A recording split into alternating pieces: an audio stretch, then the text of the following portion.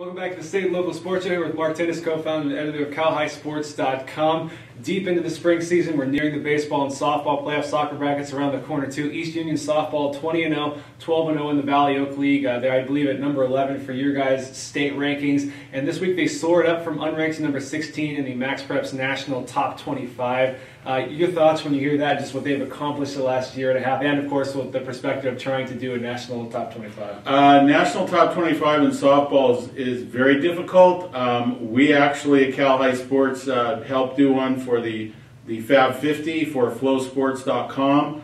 We have East Union, I think, like number 31 or 32 this week, which to me seems more close to where they are, 10th in the state, 30th in the country. Yes, California is really that good in softball, where 10 of the top 30 teams in the nation reside in California. All you have to do is look at some of these teams in Orange County where half the girls on the roster are going to Division I colleges and major Division I colleges, both pitchers sometimes in a lot of cases. The competition is just so incredibly good in Southern California. And there's some good teams in Northern California too. And I just don't know if East Union can be in that sort of conversation, where they're top 15 in the country, that sort of thing. They're only going to be Division III in the Sac Joaquin section. They're not even going to play Sheldon, which might even be better this year than they are, but we won't know because they're not their Division I. So I wish East Union had played a little tougher preseason schedule. I know they tried to get in the one tournament. They didn't play the one tournament they were in. And if they go undefeated, they will deservedly have a high ranking. But if they just lose one game, they'll go pretty fast in a lot of the rankings. Just to be undefeated would be a great accomplishment. But even if they lose one game, and I know they've got Oakdale still to play, they would drop pretty fast. So congratulations to them for the accomplishment that they have. I'm a little dubious of 16th in the country, but we'll see how it goes. Yeah, and last week we were talking about your All-State basketball honors coming out. Dakira DaCosta, she was a two-time first-team All-Area forward for us from St. Mary's. She was named your state sophomore of the year. How did you guys come across that process and end up selecting her? Well, she was pretty easy. I mean, even though she didn't average that many points compared to some of the other sophomores in the state, when she played the two big games at the Arizona Tournament of Champions, when she had the big game against Archbishop Mitty, and then in the final game against Riverdale Baptist, I think it was 27 points or something like that. And those two performances alone catapulted her to the top of many national lists because a lot of people saw it. And she had a lot of her best games were in there against their best opponents. So she had kind of moved pretty clearly to being the kind of number one player at St. Mary's, and being such a great team all season long. That sort of made her a pretty easy choice for sophomore of the year, and she's the leading candidate to be the junior of the year and then Ms. Basketball the year after that. Well, even their lone loss this season to Pinewood in the NorCal Open semi, she scored 26 points in that game, so right. She showed up in the big moments. She and Loretta Kakala from Antigua, who recently verbally committed to Louisville, both trying out for the Team USA under-17 team this summer. DaCosta played for them last summer down in Mexico, so she has that international experience already.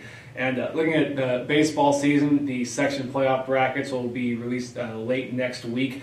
St. Mary's and Tracy baseball. St. Mary's clinched the Tri-City Athletic League Championship. Tracy third. Both played really brutal preseason schedules. Lincoln played a tough schedule, second place.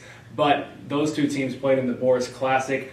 They have, being in probably the toughest league in Division I South, they play those preseason schedules. And the winner of the Sac Joaquin section's Division I South doesn't have to go to Sacramento City College like they used to. Now it's being played at Pacific. And to me, that seems like an innate advantage, especially when you get the teams from the north like Davis and Jesuit, Oak Ridge, Elk Grove beat up on each other. Now, they'll probably still be the favorite no matter what, even coming down south, but it just seems like a better road experience-wise and just the way it's set up for St. Mary's or even a Tracy kind of coming in as a lower seed. I agree. It is an easier road, and keep in mind, Davis is still playing in the Boris Classic because they're not finished yet. Their championship game is this weekend, and they're playing Maricosta, the Southern California champion, on Saturday at Cal. So Davis could be the Boris Classic state champion, and then we'll try to win the section championship, and that would be huge. Now, even in their league alone, they've got Elk Grove and Jesuit to deal with.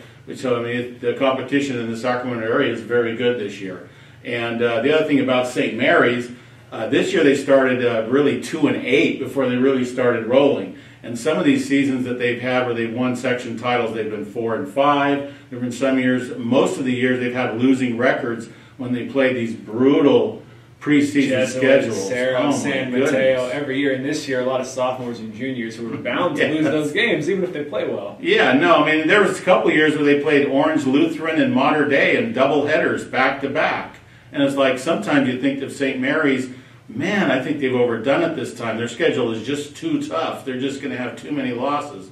And then at the end of the year, there they are winning again when they get back to local. So they can get in. Yes, but they do a very good job of being in that competition, and they'll win a game here and there, and it does pay off. It really does pay off. So, from 2-8 to where they are now, and some of their years, there was one year where they went 27-6 or whatever when they won a section title. They had a winning record against that schedule, which shows you how good they were when they had those teams, the ones that won 3 in a row. So they've had some really good teams.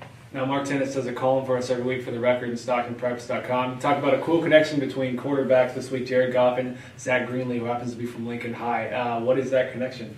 Well, Jared Goff, was the number 1 pick in the draft, and then when he was a senior in high school coming into that year, Jared Goff and Zach Greenlee often threw side by side at Elite 11 quarterback events, and they were the 2 Northern California quarterbacks at the Elite 11 finals, which were held that year at Redondo Union High School. And it's just kind of interesting, their dichotomy of how their careers have gone. Here they were at the basically same place when they were coming into their senior year, and here's Jared Goff, the number 1 pick in the draft. And Zach has had some difficulties at Fresno State, and now he's transferred, and he's over at UTEP now, and wish them the best to come back from that. But it's just not the same kind of path, obviously, that they've had since then. And then, of course, also dovetailing that, Lincoln may have a good draft pick next year with Justin Davis, the running back at USC. And USC's got a lot of big-time draft picks next year, so Justin could get lost in the shuffle a little bit, but he's got the size and the physicality a lot of NFL teams like.